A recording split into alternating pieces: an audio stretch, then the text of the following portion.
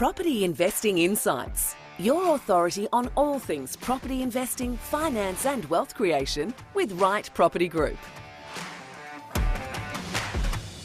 G'day, how you going? It's Phil Tarrant, co-host of Property Investing Insights with Victor and Reshmi Kumar in the studio recording on our holidays for very good reason. How you going, gang? You well? Very good. Yeah? Okay. Happy? Happy?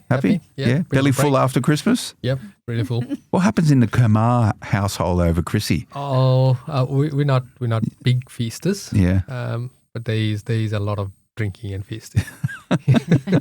Is it more of just a time to just chill? Because I don't want to get into religion and stuff, but you guys don't practice Christmas?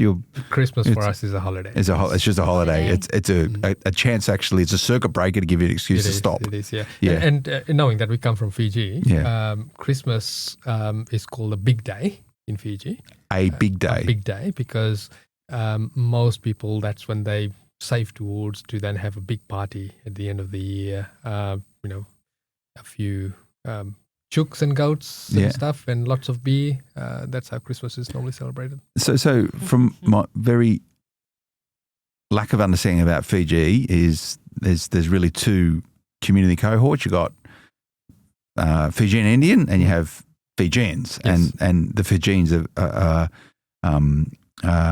Christianity is pretty popular. There's a lot of missionaries through there, and I've got some stories I'll tell you offline around. I remember sitting in a hut once in Fiji with some missionaries who were doing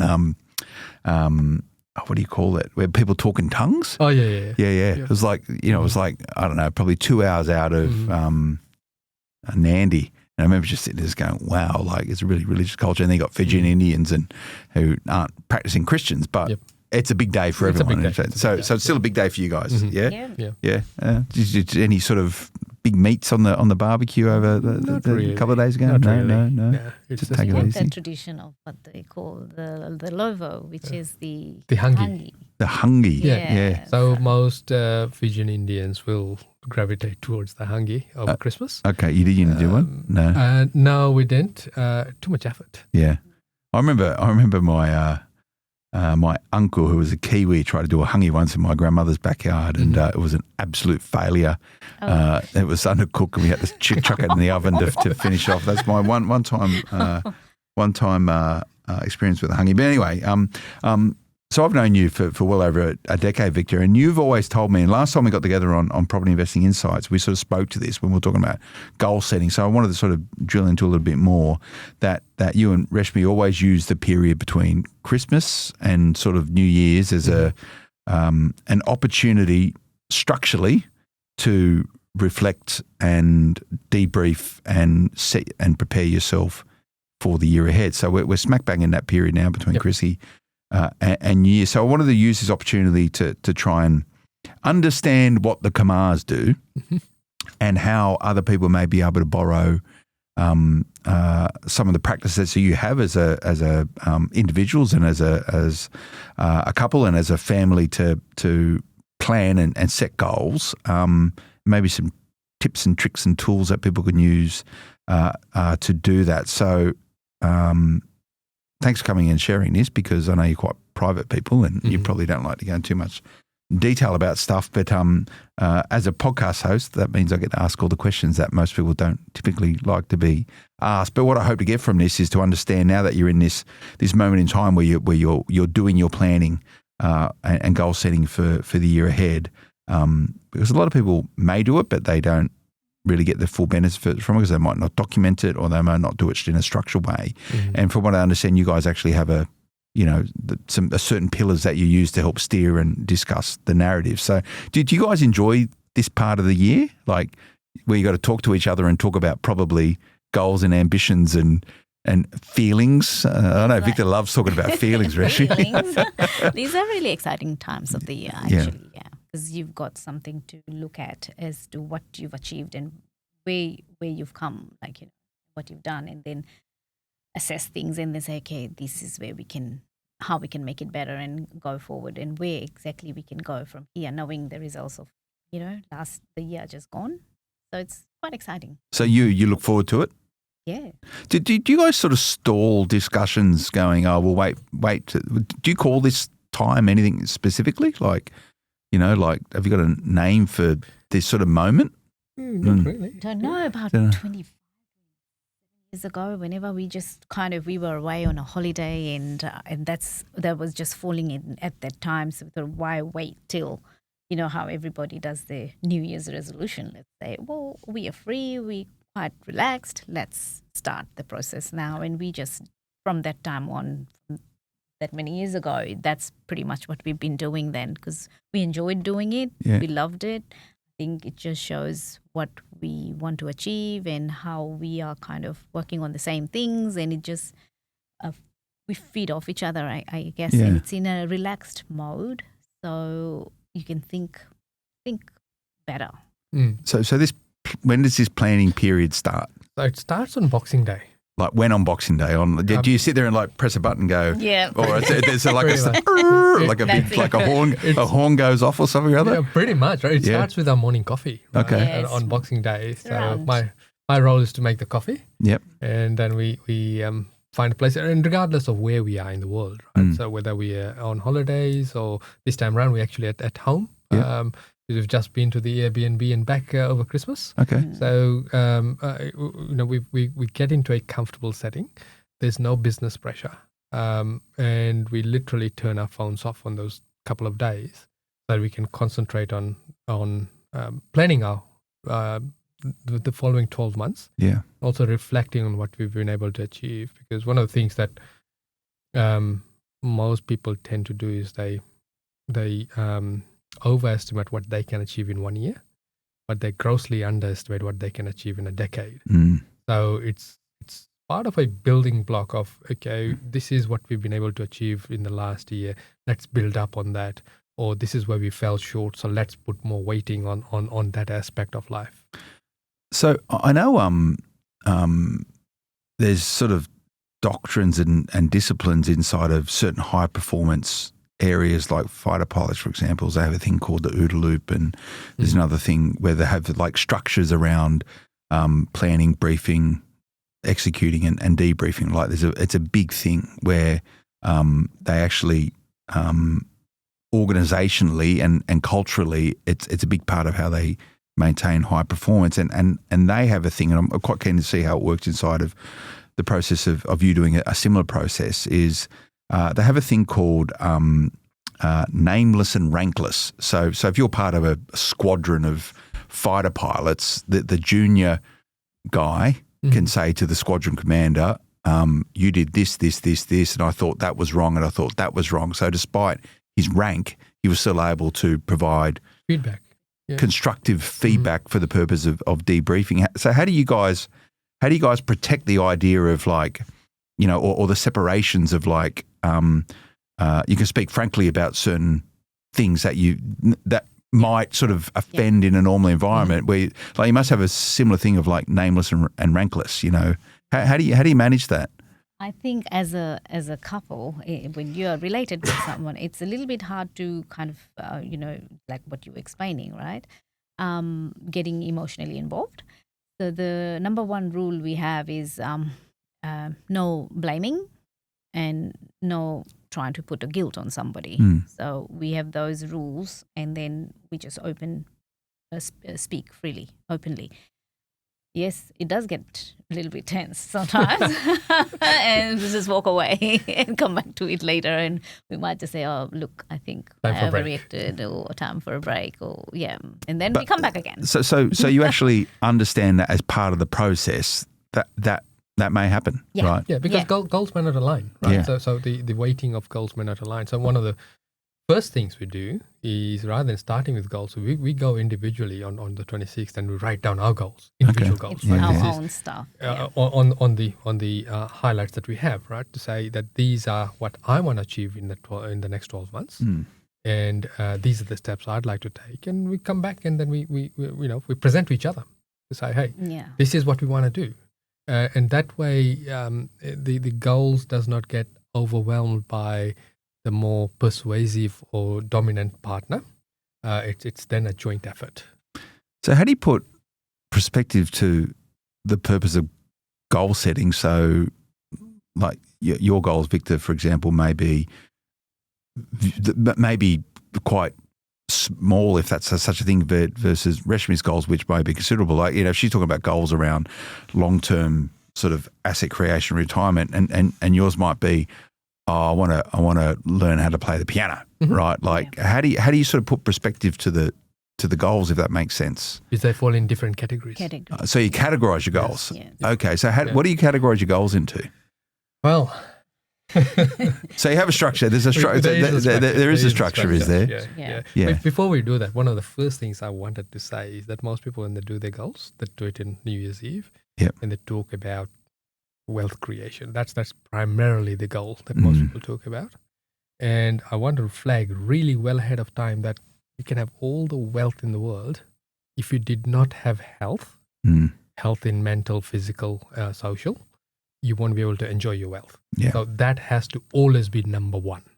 That's the first goal. Yeah, and that's a good point around health comes in many guises, right? Yeah, physical, emotional. Yeah. So really, we start off with fitness and health as one of the categories.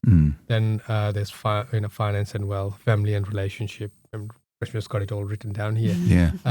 Which is part of the template we'll make available on our website. So you're actually going to template? So, yes. Okay. And right. this is the template we use, like Reshmi and I use to get our goals.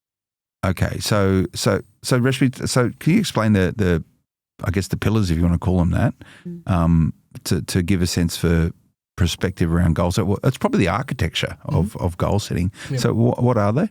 So I guess as human beings, we all have our different aspects of our life, right? Yeah. So what I've done is broken them down into what are the things that are common to us, let's say.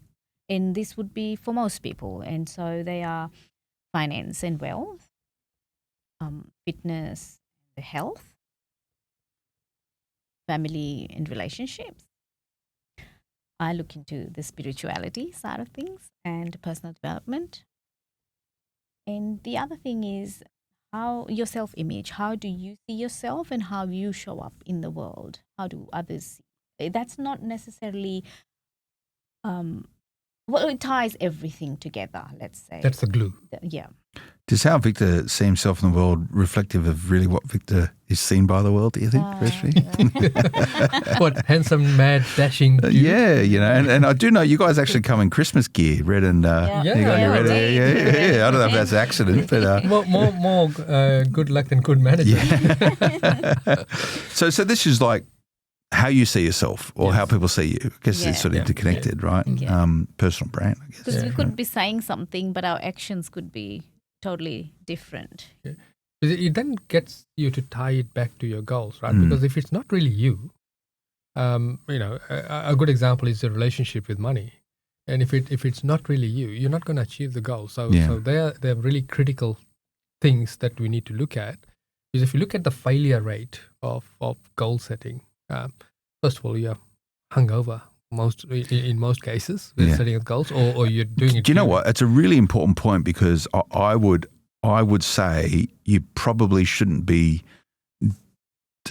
doing this if you're hungover. No, because when you're hungover, it's often not a very positive time to be considerate of all these type of things. I'd say this is, you don't want to be doing this hungover. No, of course not. And you need to actually not do it just on one day. You need to take a couple of days to do it. Over a few days. There's no pressure. And also it gives you then to have your second thoughts first. Because you may put everything down on paper and then give it a day and then come back to it the following day and may think, yes, I don't really connect to that. It's a good point, and I sometimes frustrate people with this, where just my personal process of decision making, I'm going to go, okay, I made a decision. I'll go, give me all the information, and then I'll just have an iterative process of sometimes days, sometimes weeks, sometimes months of just, I call it letting it breathe. Yep. Yes. Like you've got to let these things breathe because, things will cascade and maneuver, and the decision you think you're going to make will be very different potentially of the decision that you will actually end up with. And you've got to be open and aware of that. You can't rush decision making sometimes, but it's good to be decisive, right? So, these things, it's a bit of a dichotomy, and I can be extremely decisive. I go, okay, bang. or I guess the point is I know what decisions I need to make quickly, and I know what decisions I want to let make themselves over time through iterative process, and that's what you're talking about there. And this is where you're actually training yourself to make decisions, right? It's one of the things that hold a lot of people back is the inability to make decisions, effective decisions, right? So the easiest way they find is to procrastinate on it because they don't know what decisions to make.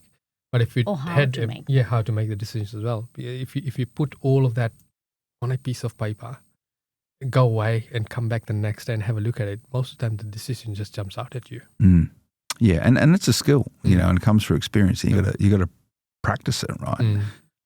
So you're in this process right now about goal setting and sort of reference back to the when last time we caught up last month podcast, we talk about smart goals, and you can go back and tune into the SMART, which is specific, measurable, actionable.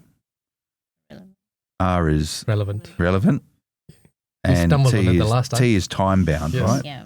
By memory. So this is, again, it's just it's a tool you can use to help with your decision making. So just think of SMART, and that will help be clear about what the goal is. But the process of goal setting is a different thing as well. So don't rush these things.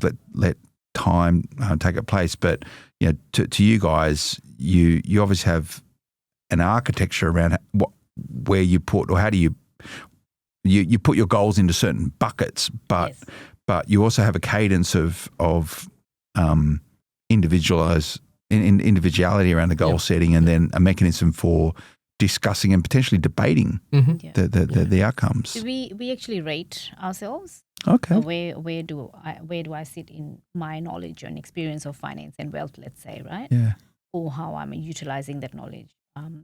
Where do I sit in my family and relationship sector and all of that sort of stuff. So you score yourself from the year past, do you? I see where I am today, and then I would get his feedback. How does he see me in those? Oh, really? And you actually sort of just go, yep. Does it line up usually? Did you line up this year? Yeah. No comment. No. Could be very different. How did you score yourself 2024, Victor, across some of these things, if you don't mind sharing? Yeah, absolutely. Yeah. Across the goals that I had at the beginning of the year, I've been able to achieve a bulk of that. So I've made substantial inroads. Yeah, I don't want to know what your goals were, but how you scored yourself against them. I would say I would be an 8. 8 out of 10? Out of 10, yeah. Okay. It's definitely not a 10. I've yet to hit 10 any year. Okay. I think this year was a little bit harder with all that's happened and the economy itself and the busyness of life as well. But I'm being very generous with myself and scoring myself an 8. Okay. I've been at 7. You're a 7. So are you guys kind on yourselves when you're scoring yourselves? Not very. Okay. Yeah, but it's an important point. There's a little bit of padding in there. Yeah. So is there anything in particular, if you want to share, Victor, that you thought you did very well the 2024? Yeah, we're only a couple of days still in this year, but it's just.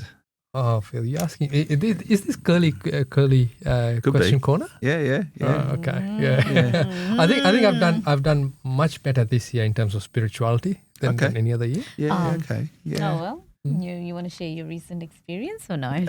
I consented to going to a sound bath. Okay. With Reshmi, where you lie in a dimly lit room.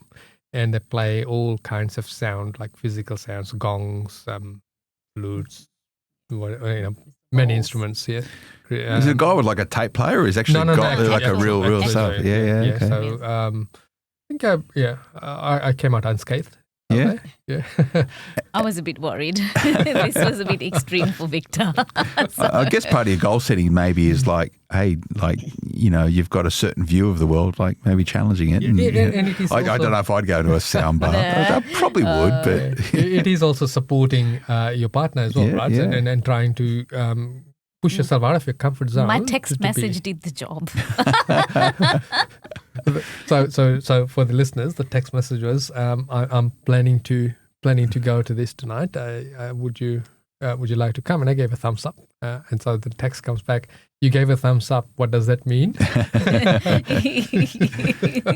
Yeah. But I'm sure you're happy you did it. Yeah, I am happy I did. Yeah, Yes. yeah. Would you do it again? Yes, I would. Yeah, really? He Okay. would, yeah. He said he slept really beautifully last night. So Can you get more spiritual? I'm not necessarily a spiritual person, but I guess there's shades of spirituality. Different levels of Yes, it's not- spirituality. yeah. So being the period between Christmas and New Year's, it's not necessarily deities or anything like that. It is more connection of yourself. That's true spirituality, whichever form it takes for you, right? For some, it may be meditation. For others, it may be actually, going out and talking to people.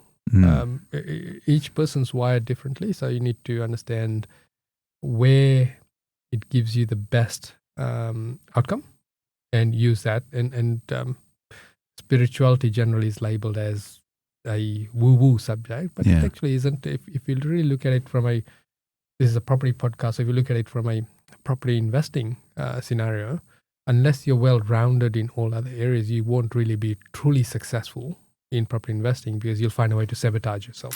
And it's a good point. I was going to say, yes, this is the property investing insights. It's not sort of spirituality with the Kumar. But I would argue most people have some element of spirituality, and that could be the voice in your head that shapes and shapes the curiosity that you have in the world and try and work out what's going on. But this is around property investments. So we spoke about these, I'm going to call them pillars. I think it's a pretty good architecture for shaping decision making and goal setting. But what does all of this stuff have? Like you would argue, well, most of these got nothing to do with where you should buy property, right? Exactly. Like, so where's the connection? Where's the correlation, Reshmi?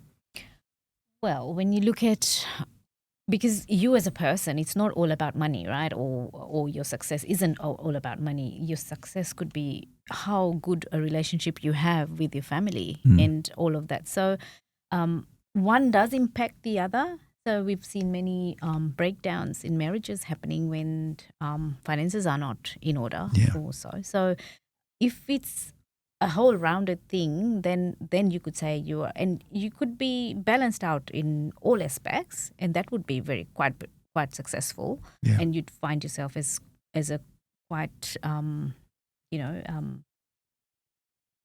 what should I say, rounded and grounded and comfortable position. Where with the finance side of things, how with the property, how it ties in is with the finance goals that we have as to what we want to give to the world, or what would it cost us. So that is when the actual numbers come in, and the rating and all that is the same thing. So the actual numbers come in as to how much money we need for that to happen. So that's where the property comes in for us. That how many properties will get us there. So what again back to these 5 points, what would be the sort of the thread that ties them all together? So, I guess the purpose of goal setting is to achieve an outcome that you want to achieve. And I imagine it would be a better outcome than what you would achieve if you didn't goal set. So how would you say, Victor, the common thread of for the purpose of property investment, is it the fact that if you can get these 5 areas working in harmony. The likelihood of success is higher. Far greater. So if you look at it from a holistic point of view and look at why most people fail, it is because one person's driving it. It's not really a couple thing. And so the goal setting is usually around, okay, I will buy one property this year, and then life starts happening because there's financial pressure. Someone's going to private school now, high school. There's a major expense in that year, so it's not all planned, right? So this property acquisition then falls in the background. But if you sat down as a family unit and made those goals, and I'd encourage you to include your kids in there as well, right? So and our kids have goals as well. We get them to write goals. So they're involved in this process. They're involved in this Yeah. process, right? Yeah, So we get them to write their goals. They're not heavily involved in the full planning of it. Yeah, But we get them to start thinking about it. Yeah, what we do is also like a chart, like a pie chart of all these areas. Yeah. And we say, okay, these are the sectors of our lives, and they could have different things because they're still working themselves out at the moment. And then we say, okay, what percentage of that chart is in this sector in your life? Where would you like it to be? So they are used to my round circle things like a clock. So it's like a wholesomeness. Yep. So I'm viewing, the Reshmi living room and a flip chart with some markers and stuff. It's a bit of that, isn't it? A bit of in the kitchen. We have those clock-like looking things where we mark where do we see ourselves in these areas. What's your kids' attitude to all this? Do they sort of roll their eyes and go, "Oh, here we go again, mum and dad are doing it"? They from when they were very young, like from primary school ages, because they're used to seeing these things in school as well, like not necessarily with goals, but they're used to seeing those clocks and learning time, and the circles have just kind of used that to teach them the goal side of things in the areas of your life. So they're very aware. You know what the awareness is the main thing. Yeah, you awareness have to be is aware. key. Yeah. The good thing about that is because the kids are involved, they actually hold us accountable as well, right? Because try answering to your child why you failed to buy that property or save for that holiday. It's a very damning accountability, and this goes back to talking specifically around property. My experience, I think that certain people are very good at holding themselves accountable. Most people are sort of okay at it, and some people are actually terrible at it, right? But irrespective of that, it's good to have accountability is more actionable when you're not sharing. When your accountability is a sole thing, if you share the accountability and people hold you accountable, the likelihood of success and a better outcome is better. So for property and property investment, I've seen it with Right Property Group working for many years with, on our portfolio and stuff. Like if you share your goals and someone knows what they are and you give them permission to hold you accountable to them, the likelihood of them actually taking place is a lot higher. Much higher. Yeah. So you can actually pay for accountability by using a buyer's agent because they go, well, Phil, you've told me this. You wanted this done. We've done everything in order to sort it out. Why aren't you doing it about accountability? But I reckon probably the hard accountability is being accountable to your kids for delivering, right? So how many of your goals would be conditional to the goals of your children? Do they all sort of intertwine as sort of a family orientation towards goal setting? There is a section. There is a section in there. The family and relationships is one. The holidays and all that come in as part of that. Yeah, okay. So holidays are important.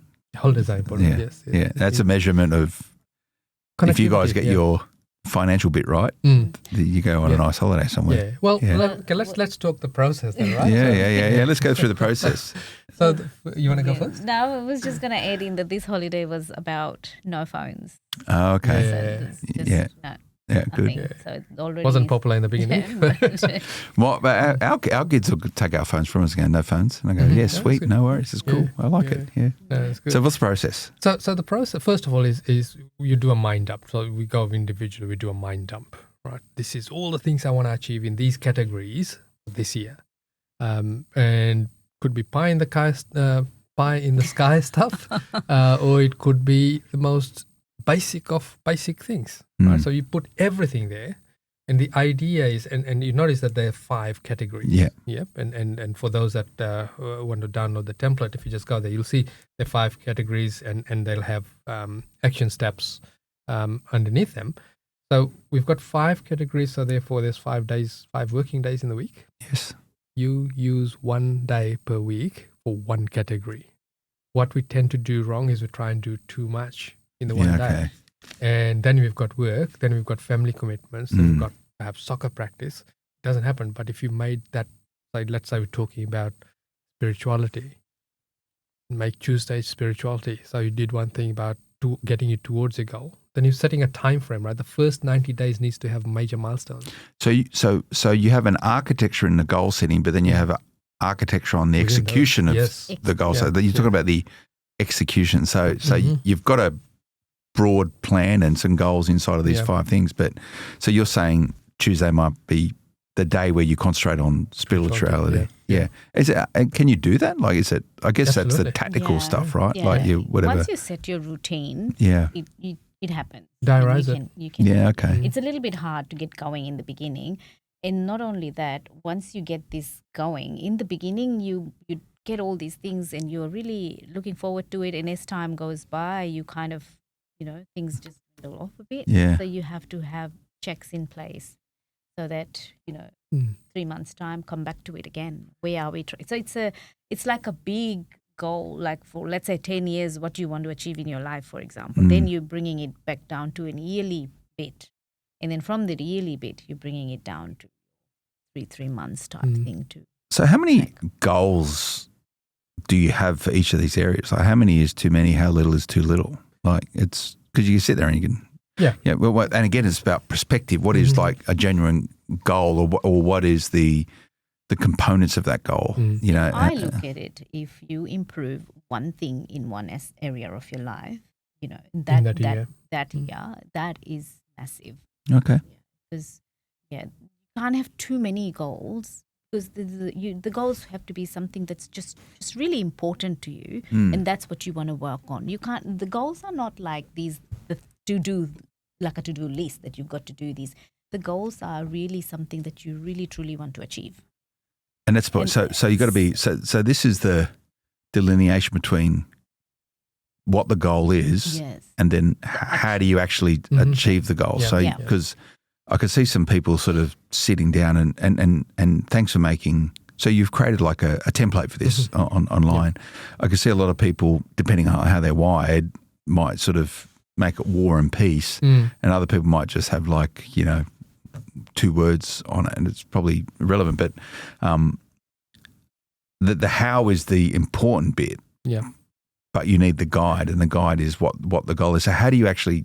So it comes back to what is the SMART goal. You got to be very, very specific about it. Yeah. Let's take an example, right? So obviously we've had this mind dump. So Reshmi and I have done our separate thought process. And you've for crossed them over. Crossed them over. Yeah. Some we said, that sort of matches. So we'll modify it to this as a family unit. Or okay, that's what you really want. I'll make concessions on my side to help facilitate without losing my goals as well. So there is always that give and take. Can you have like a goal veto where you go, nah, it's a stupid goal, get rid of it? We have in the past, yes. Because sometimes it's simply logically not possible. Because you need to be real about it, right? So just because you've written it down doesn't mean it'll happen. So once we've honed that down, then we're now talking action items. So let's say the goal was that I want to get some awesome packs like I have. Mate, you're in good nick though. You've done something this year. No, we do look after our health. Right? So 2 days a week is full on. Personal trainer comes in 2 days a week and smashes us. Wow, I'm doing it for about 3 years. 3 years 3 now. years, 4 years now. Something. Go on. So we're looking after our health, right? So let's say my goal was to join the gym. Then we have the little action steps in there. So first thing, maybe you want to look good, right? So you want to go and buy the gym gear, get the membership, right? And then diarize which days you're going. And if you're not someone that can self-start, maybe grab a friend to give you accountability to meet at the gym, as an example. So you then now have action steps to get started, but then you also need the check-in steps, right? So the check-in steps could be, okay, we in 30 days, I'm going to measure my weight. In 60 days, I'm going to check my BMI, body mass index. So all of those things need to be dialed in, and that becomes one of your goals under your health. It is a bit like you have to tick off.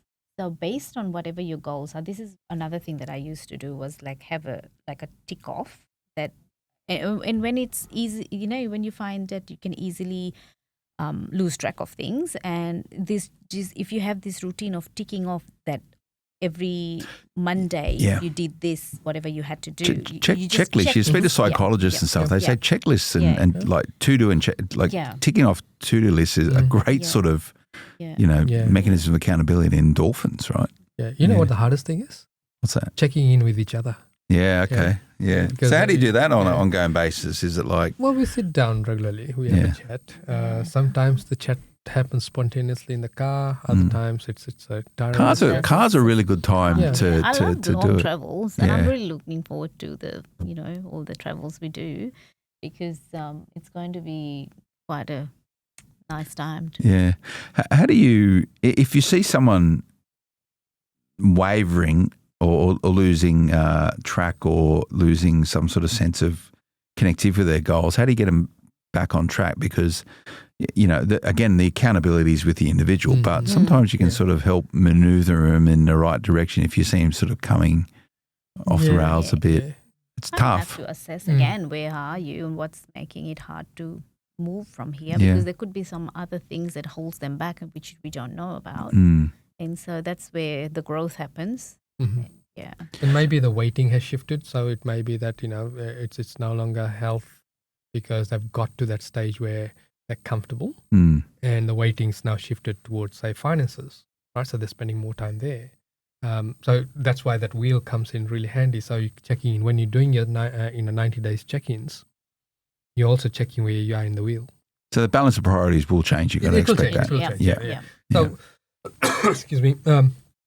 Where most people go wrong is they set up their goals and then they come and check in the following year, Mm. right? There's no regular Too check-ins. long. Yeah, and they also become too rigid because life happens. There's so many variables. It could be that you've got the best laid plans for finance and buying another property, and then the market changes or you've lost a job. Mm. It's not going to be possible for you. So you need to defer it or delay it, or maybe push it back to the next year when circumstances are far better. So what I take from all this, if you stay active, you can be pragmatic. Yes. And pragmatism is okay with goal setting. But a lot of people say, well, if you choose a goal, you've got to go at it 100%. And most, you find with goal setting, unless you've got a healthy attitude towards it, that the likelihood of exactly falling the way you think it's going to fall is probably not the case. No. The best laid plans and all that sort of stuff. But It's always a work in progress, and the more improvement you make, I guess. so the process is just as important as the outcome you're chasing. Absolutely, yeah. Yeah. Remember, we're doing something different from the norm, right? Most people, how we're taught the goals is to, look at one thing, go hell-bent leather for it, and then check in a year's time to see where you are. This is like a life blueprint, more like, this is what you do in your life, and this is an ongoing process. Yeah, so it should just be part of your DNA is to go through this process and just have a perpetual process of shaping, changing, manoeuvring towards goal setting and being conscious enough to change those goals because they will change. They will change. One thing you guarantee is that they're going to change. The one thing went off my list 10 years. It took 10 years to get off my list. So I've been writing my goals, and I've got I use those notebooks. Yeah. In every year, it's like the front page has got all my dump. And doing the songs was the first thing always on my list. And for about 10 years, it was always on my front page. And then 10 years later, I ticked it. Yeah, It's been great. always there for 10 years. And I ticked it. This is 10 years back. And it was like one thing went off my list, but it went off 10 years later. And that's okay. So that's how long it took to get there. And so everything gets transferred from one book to the next. I'm a very it's not like very thorough. Yeah. Yeah, so I use the books to do it. And so when I go away on my own holidays alone, myself, I take my books with me. That's cool. And I look at last year, I think I took about 15 or 16 books. Yeah. I don't know how many books. There was a lot of books. So I was just reflecting and looking at where I guess I've come. it's like a diary in many ways, Yeah. right? Yeah, so Yeah. part of my goal this year is to hide any of the new notebooks because she tends to steal mine. I love. Does Victor probably locks his in a safe and he doesn't let anyone else in there? Yeah. No, we're both prolific writers, Yeah. so we do write. So, if I bring this all back to property, being that this is a new year, there's already talk about how the market will turn when the rates do change. It really comes back to getting the milestones back in terms of the basics. So when you're talking about finance and wealth, it needs to be rounded in the sense, the reason why we say finance and wealth is the property side of it. Yep. Finance is the actual mechanics of it in terms of, what household expenses you are letting go of, what household expenses you are catering for that are new. Yeah. And where can you create the holding cost from within what you're already spending to then help hold on to your property? And when is that property coming in? Is it coming in March? Is it coming in February? Is it coming in July? So that we can then reverse engineer to say, okay, the first thing you need to do is actually get our own household budget happening. Look at all your subscriptions, look at all your where the bleed is, Yeah. right, in terms of the And there'll be bleed. bleed there, Yeah, believe it or not. absolutely. Yeah. Even we've got that as well, right? Yeah. So, Well, the good thing is when your children recognize it in terms of funds, Yes. like they're teenagers and they go, oh, we've got too many Ubers happening. Yeah. They refuse to have Uber. Good. Uber Eats, Yep, yep, yep. yep. So Yeah. that's good. So you can drive them around instead, Yeah. Victor. Oh, Yeah. they're cooking. Yeah. They're Yeah. cooking. Well, the things that, and back to the point around property is that this all sounds really nice. Mhm. And a lot of people will be tuning this going, yeah, that sounds really nice, but it's impractical. It'll never work. I don't know why you're trying. It sounds too perfect. Whatever their sentiment is on it. And yeah, fair enough. People might think that. However, if you don't have a baseline architecture, so if you don't know where you're going, you're never going to get there. And the destination is going to continue and perpetually change. But the tactical application of everything you do needs to be connected with an outcome. So what you're talking about there, Victor, is the key point. Yep. Like, it all sounds nice in theory, but it's what happens in the practice where it will really unravel for most people. Look, if you did it this way, you're going to fail upwards, right? And that's the key, because you won't be able to achieve every single goal that you put on paper. Yeah. And if you have been able to achieve every single goal, I dare say you're undershooting. Yeah. So there is always a failure rate, because there are circumstances well beyond your control with most of the goals that you do set, because there's external factors. Yeah.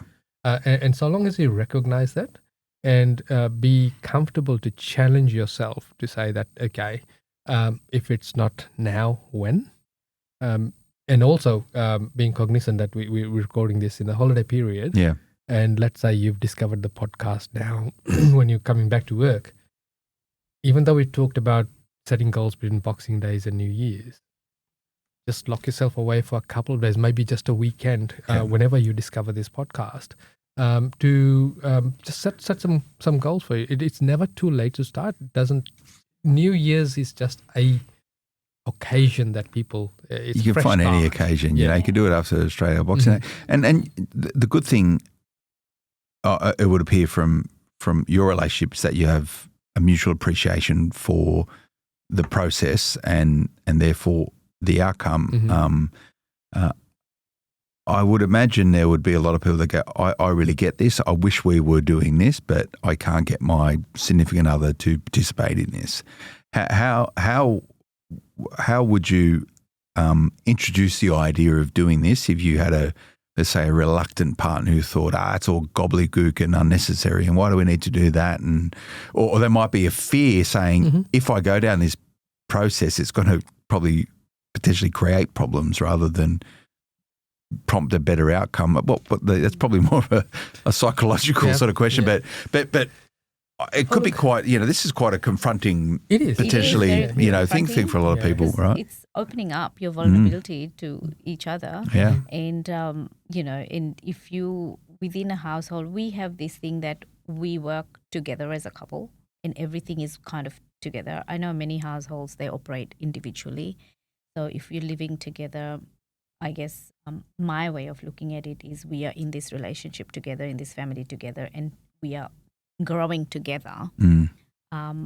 If two people are together but working on their own selves individually, there would be still some sort of a commonality. Yeah. So the key is to find a commonality. Yep, and work on that, right? So you let's say you're the only person listening to this podcast, and your partner isn't, and they're not wired to listen to podcasts. That's fine. If you just got one goal that you could work together, and you can introduce it in a conversation and say, hey, what would we like to achieve together this year? So that it becomes his or her idea as well. And you work on that while you're working on your template as well. Once you've got the social proof of it actually working, you can then introduce it later as, hey, this has really worked. Let's try something else. Yeah. So a lot of people, they try and overwhelm the other partner with too much information or think my way. It needs to be a balanced approach. It does, and therefore it needs to be a real, true appreciation of the drivers of the other person who is part of this process. Or if you are an individual, you can do this all by yourself. But here's a hot tip, and you must see this quite a lot with your client base, because typically from all my conversations with thousands of property investors over the years, particularly if you're looking at most people invest in a syndicate. Right? People think, property syndicates. That's it. Most people invest in a syndicate. There's normally two people connected with a property purchase, principal place of residence or otherwise, right? But you would typically find there is always one person in that relationship was probably leading the charge, right? So I've seen over many years the best way, or a really effective way to introduce the other participant is through podcasts, right? Like on drives somewhere, just have it playing in the background. Just have it play in the background. So you can actually use tools like this as a mechanism for shaping and influencing attitudes, rather than sitting down and going, I think we should be doing goal setting.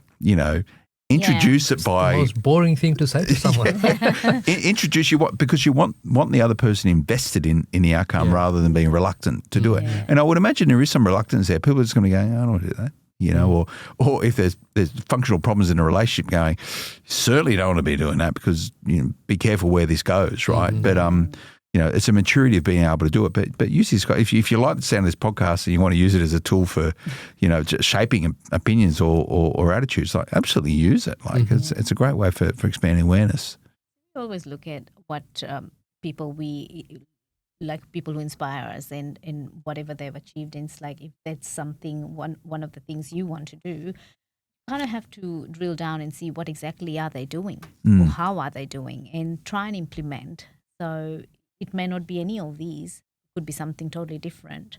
And you'd kind of look at what it is that they're doing and how they're doing, and try and emulate that. And that's pretty much how you would do it. And to emulate something with the finance and wealth, family relationship, all these the categories that we spoke about. If we look at people who are successful in these areas and follow what they do in these areas of their lives, I guess we are.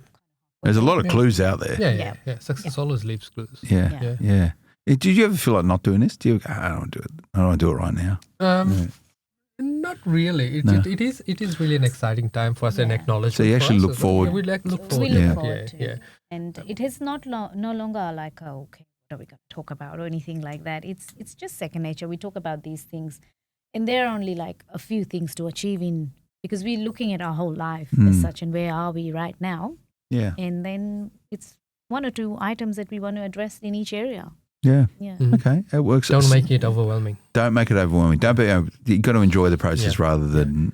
And if you're stumped, just use one goal in each category. Yeah. And focus on that. And once you've achieved that, then go next goal. Yeah. Okay. So you this architecture. I don't mind it. I think you've sort of covered most things. So finance and wealth, fitness and wellness, family and relationships, spirituality. And you can't read your own writing, can you? No, spirituality. I just Personal development. and then, but this last point, which is around how you think you're viewed. Mm-hmm. Yeah, it's kind of your own, the way you conduct yourself. Yeah, congruency. Congruency. That's a big word. I know. I went to school. Yeah, wow. Congruency. Yeah. So this is. your How you come across, your personal brand. Yeah. Now, say your brand is what people say about you when you're not in the room, right? That's it. And I hate to hear what they say about me, but you know, a lot of people who try and rebrand themselves, well, they have an appreciation going, yeah, I'm not particularly happy with maybe how I'm viewed, so therefore I'll probably work on all these different things to actually shape that perception, whether it's an internal or an external perception. But are you happy with what people think about you, Victor? I'm sort of happy. Sort of happy? Yeah. I don't know what you talk about. There's a lot for you to work on. What would I say about you if you weren't here? I go, bloody Victor Kumar. You know? I know, right? He hasn't got me my property yet. Yeah, so where's my property? No, and then you'll go, Phil, mate, I speak to you all the time. You don't got to do something. You got to sort it out. But that's really good. Well, thanks for sharing that, guys. So is it like a document or a playbook or a like that you can get online? Yeah, these are templates that you can download and work on. Yeah, okay. So it's got instructions on it. It's got. Is it like break glass in case of emergency type thing? It's a downloadable template. And this is the template we use. Okay. Right. So over the years, we've attended many courses, many seminars, and we've drilled it all down to say, okay, this is really what works. So we've taken bits and pieces from many learnings that we've had along the way. Yeah. And then you'll get a series of emails that gives you instructions for day 1, day 2, day 3. Oh, okay. So we're making it really easy for you. It's as if I'm sitting there doing it with you, but the work needs to be done by you. Okay. And should you be entering this process of goal setting knowing what the outcome is, or should you allow this process of goal setting help you determine what that outcome is? It's quite a bit of both. Okay. Bit of both, right? You need to have some level of expectation going into it. So you need to have a general direction. Yeah. Hence the mind dump, right? Yeah. So you need to dump everything on a piece of paper to say, this is in this area. And then you're looking at, okay, which one's the one that resonates most and is most logically possible as well. Okay. And you make that the first priority in each category. Well, thanks for coming in over the break. You guys got stuff to do to Savo, no doubt. Keep working on this. But so is there a point you go, okay, that's the end of this goal setting, or is that New Year's Eve? No, that's so generally we want to get it done and dusted well before New Year's Eve. So midday New Year's Eve is when it should all be finalised. Then you go, and is there a formal conclusion to it, saying, okay, that's it, done, happy, all done, sort of? Sometimes it spills over into the new year. It's not like just like deadline, that's it. But it can't be rigid. Yeah. Can't be rigid. It's a fluid decision making is which doesn't really in your SMART goal setting, it doesn't really take into consideration that sort of stuff. You know, the fluidity of decision making. This is more life based. Yeah. So it's not rigid. It's more life based. It works around. Let's say you've got a young family. It works around the kids. It works around your night shifts and all that. So you can always come back to this. It's a working document for the rest of the year. There you go. And the best business plans are ones which are, don't just sit in the bottom of a drawer, right? You got to pull it out and actually use it. And good. Well, thanks, gang. Thanks for coming in. That sounds pretty good. Hope it's all working out for you this year. And 2025 is it always? It's going to be bigger and better year for you guys. Well, look, it's always more refined because each year there's more moving parts we need to take into account as the economy moves, as the market moves, as finance moves, as education changes, because there's a lot of podcasts out there at the moment, lots of new players that bring in rehashed stuff, because in property you really can't change anything except the dressing of the facts, and so it does change, but the basics are still the basics. Yeah. Okay. And will 2025 be better than 2024 for you guys? It will be if you follow the goals. I think we've got quite a few things coming up for 2025. Cool. Well, some exciting stuff in the business as well. Very good. Well, the good thing is we get together once a month and we have a chat about what's going on. So I'm sure you'll tell me all about it when we get there over 2025. But thanks for making the time to come in, guys. Thank you. Sydney's at its best when everyone else goes on holiday. Absolutely it's really good. And thanks to the crew over at Right Property for 2024.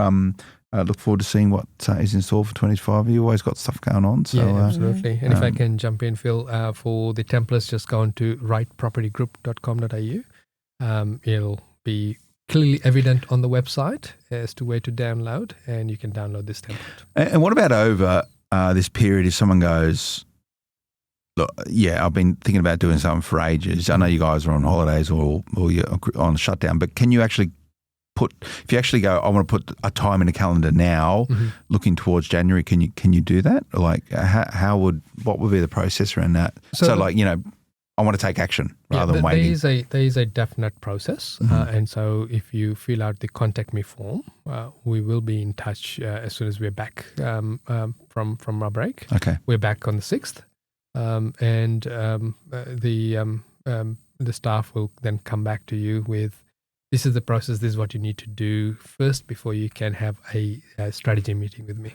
Okay, so take action. Take action first. Don't use everyone's on holidays as an excuse not to take action. Yep. So take action. All right, good. Right Property Group, that's RIGHT, propertygroup.com.au. Thanks for tuning in. There's a lot more podcasts. Go back and if you're sort of lost with things not to do over this break, there's plenty of podcasts there. We've recorded this is the 12th for 2024, so some really good podcasts this year. You can go back to our November podcast talking about sort of the specifics of goal setting as a way to help shape your wider sort of goal setting using the architecture shared by the guys today.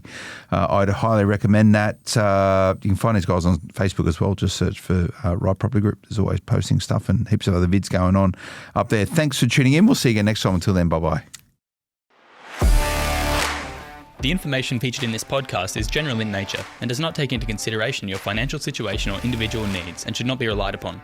Before making any investment, insurance, tax, property or financial planning decision, you should consult a licensed professional who can advise whether your decision is appropriate for you. Guests appearing on this podcast may have a commercial relationship with the companies mentioned.